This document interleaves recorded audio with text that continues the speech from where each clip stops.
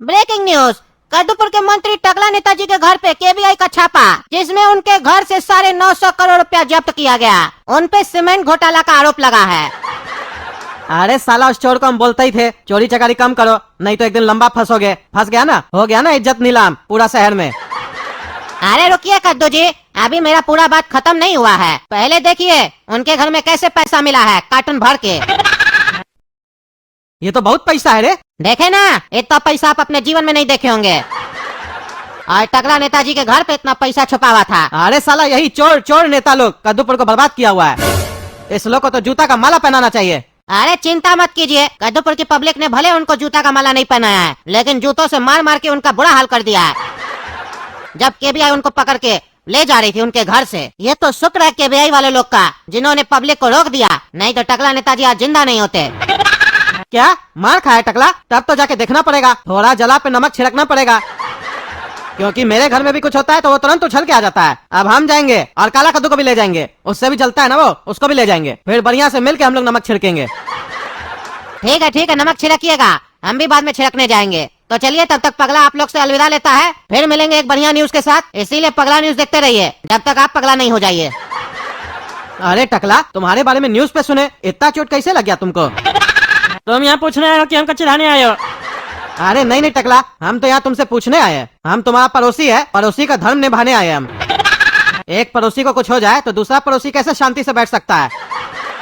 अरे जहाँ से भी सुने हो तो वहाँ से तो पता चला होगा ना क्या हुआ मेरे साथ, तो फिर हमसे अनजान बन के क्या पूछ रहे हो? अरे नहीं टकला, हम तुम्हारा मुंह से भी सुनना चाहते थे, क्या वो बात सही है? क्योंकि न्यूज वाला लोग तो कुछ भी दिखा देता है। हम न्यूज पे सुने थे कि तुम्हारे घर से 950 करोड़ रुपया मिला है, तुम घोटाला किए थे सीमेंट में। मना करते थे ना तुमको, चोरी मत करो, एक दिन लंबा फंसोगे। मानते ही नहीं थे तुम। देखो आज क्या हाल हो गया तुम्हारा, फंस गए, हाथ पैर तोड़वा के बैठे हो आज। अरे हमारा बाप बनने का कोशिश मत करो तुम। पड़ोसी अपना पड़ोसी का पैजामा में रहो, समझे? हमको सब पता है, तुम यहाँ चिढ़ाने आए हमको। न्यूज सुने नहीं, सोचे टकला को चिढ़ाते हैं जाके। हाँ, तो हमको ऑफिसर साहब ने कैसे दिया अंदर? हमसे तो अभी किसी को भी मिलना मना है। अरे सपना ऑफिसर को बोले कि ये लोग मेरा पड़ोसी है, अच्छा संबंध है हम लोग का, इसीलिए वो लोग हम लोग आने दिया है। बोलना नहीं चाहते टकला, लेकिन तुम एक नंबर का एहसान फरामोश है। एक तो हम लोग तुमको देखने आए हैं, तुम ऊपर से बदतमीजी कर रहे हो। अरे चलो, देखने आए हो तुम लोग को तो देखते हैं ना, हमारा दर्द और बढ़ जाता है। अरे टकला, गलवाओ नहीं, बीपी मत बढ़ाओ। गलत किए हो तुम तभी ना तुमको सजा मिला है, गलत करने पे तो सजा मिलता है ना। अरे टकला था क्या हम ही गलत किए कद्दूपुर में? तुम गलत नहीं करते हो, तुम्हारा बेटा गलत नहीं करता, कद्दूपुर का लोग सब गलत नहीं करता, सब गलत करता है। रे चोर टकला, तुम हम लोग का नाम कैसे ले रहा है रे? एक तो अपने गलत करके फंस गया, ऊपर से हम लोग देखने आए हैं तो हम लोग के ऊपर भी आरोप लगा रहा है कि हम लोग भी गलत हैं। ऐसा करके ये सोच रहा है कि हमारा गलती छुप जाएगा। चोर कितना भी चोरी कर ले, कहीं न कहीं अपना सुराग छोड़ ही देता है, और जब फंसता है तो एक के बाद बोलता है हम चोर नहीं है। चोर है तुम, एक नंबर का चोर है। अभी तक तो हम ही तुमको बोलते थे ना कि तुम चोर है, अब देखो पूरा कद्दूवासी तुमको बोल रहा है कि तुम चोर है। अरे ज्यादा हमको अपने आप को शरीफ मत दिखा, सब चोरी करता है, तुम्हारा बाप भी चोरी करता है।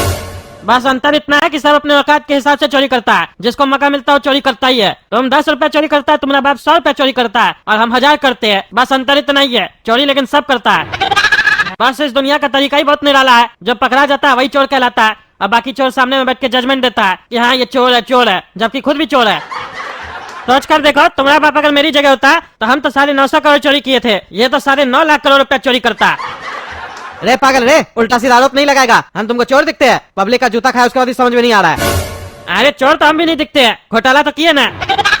तुम भी चोर है। रे पागल टकला, हमको और हमारे बाबूजी को चोर नहीं बोलेगा, तुम है पैदाइशी चोर। तुम जब पैदा हुआ होगा ना तभी ऐसे चोरी करना सीखा होगा, कहे कि चोर का बच्चा है ना तुम। अरे चुप, तुम हमको चोर नहीं बोलेगा, हम कोई पैदाइशी चोर नहीं है, तुम लोग जैसा लोग हमको चोर बनाया है।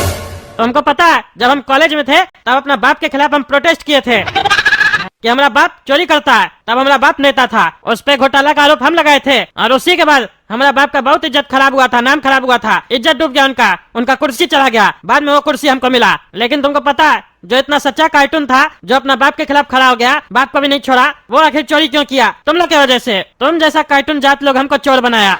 तुमको पता है जब हम अपना बाप के खिलाफ खड़े हुए थे तो मेरा दोस्त, मेरा कॉलेज का जितना भी बच्चा था सब मेरे साथ था, टीचर से लेकर प्रिंसिपल सब मेरे साथ खड़ा था। लेकिन वो कहावत तो सुने होगे ना, अच्छा करने वाले के साथ कभी अच्छा नहीं होता है।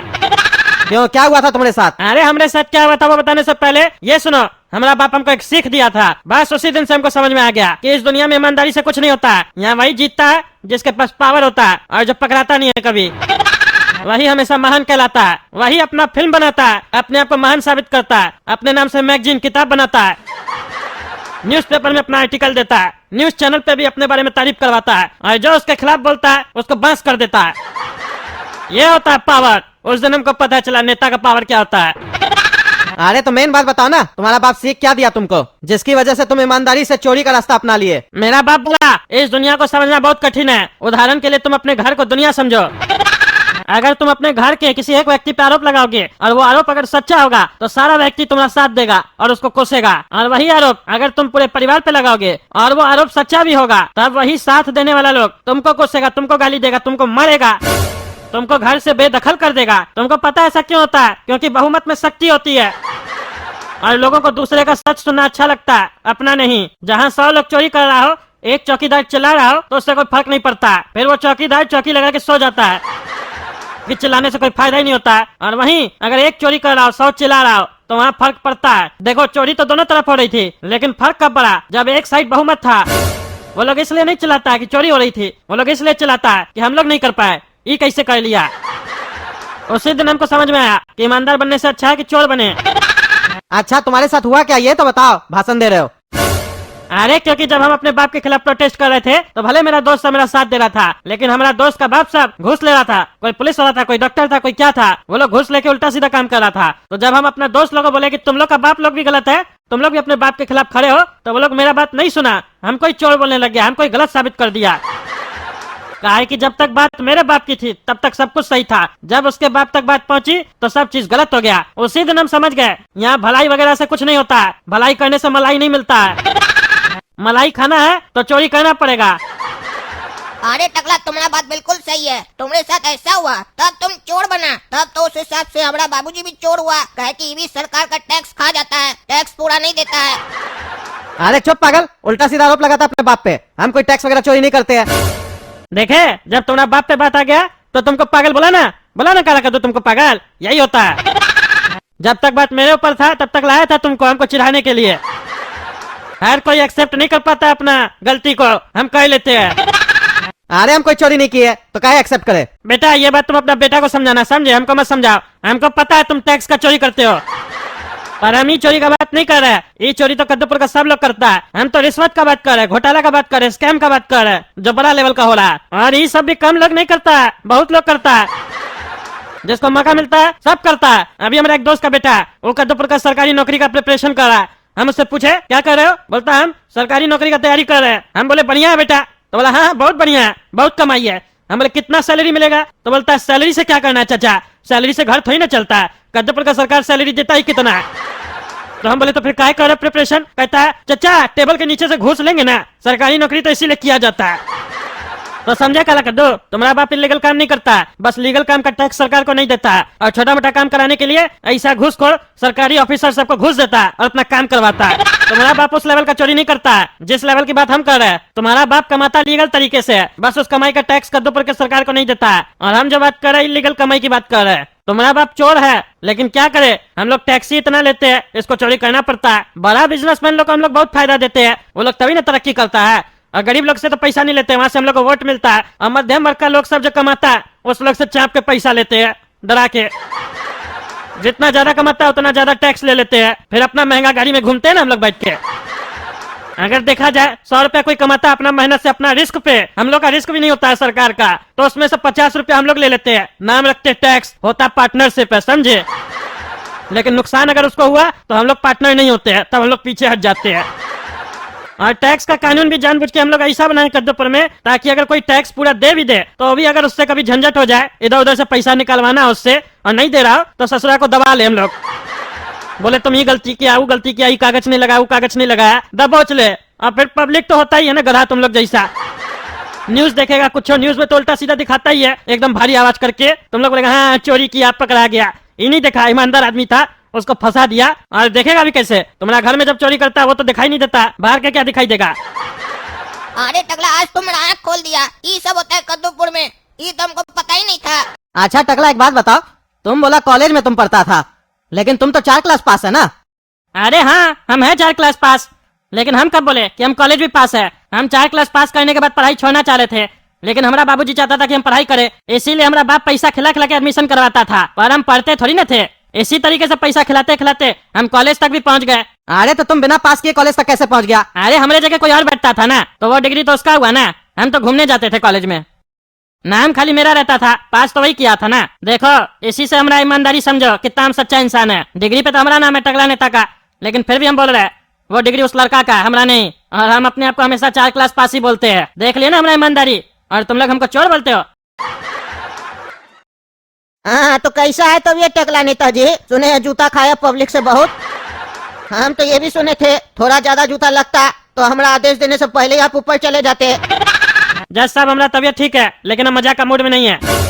मजाक? मजाक से याद आया, आप लोग पब्लिक से बहुत मजाक करते हैं, वोट मांगते हैं, वादा करते हैं, ये खुद में एक मजाक होता है। और उसके बाद जब वादा पूरा नहीं करते हैं, पब्लिक पूछता है तो कहते हैं हम मजाक किए थे। कैदूपुर के सीमेंट घोटाला में तुम फंसा है ना, रोड भी बनाते हो उसमें भी मजाक करते हो। 1 महीना के अंदर गड्ढा हो जाता है रोड में, ये भी नहीं पता चलता है कि रोड में गड्ढा है कि गड्ढा में रोड है। इतना बड़ा बड़ा मजाक करते हो तुम लोग, लेकिन फिर भी हम लोग सहते हैं, कुछ कहते नहीं है। तुम लोग का इतना बड़ा बड़ा मजाक हम लोग सह जाते हैं। एक मामूली सा मजाक हम तुमसे कह लिए तो तुमको चुभने लग गया। अभी तो बेटा 1 तारीख था, तुमसे मजाक में बात कर रहे हैं। अगला डेट से तुमसे मजाक में बात नहीं होगा, सीरियसली बात होगा। आज तो तुमको सिर्फ देखने के लिए बुलाए थे कि देख ले तुम्हारा हाल कैसा है। सजा देंगे तो झेल पाओगे? लगता नहीं आज झेल पाओगे, इसीलिए हम अगला डेट को बुलाएंगे तुमको, उस दिन तुमको सजा देंगे। क्योंकि हम वो जज नहीं है कि एक केस को 30 साल और 10 साल चलाए। हम 1 या 2 डेट में क्लियर कर देते हैं। जब सब कुछ पता है तो क्लियर करने में क्या है, क्योंकि हम नेता लोग के साथ मिले हुए नहीं होते हैं, समझे? पता ही हम ईमानदार जज है। अगला डेट को फैसला हो जाएगा तुम्हारा, ठीक है? जाओ, अगला डेट अगला सोमवार को है आना, और सजा सुनाएंगे। उसके बाद जहाँ तुमको हम भेजेंगे वहाँ चले जाना।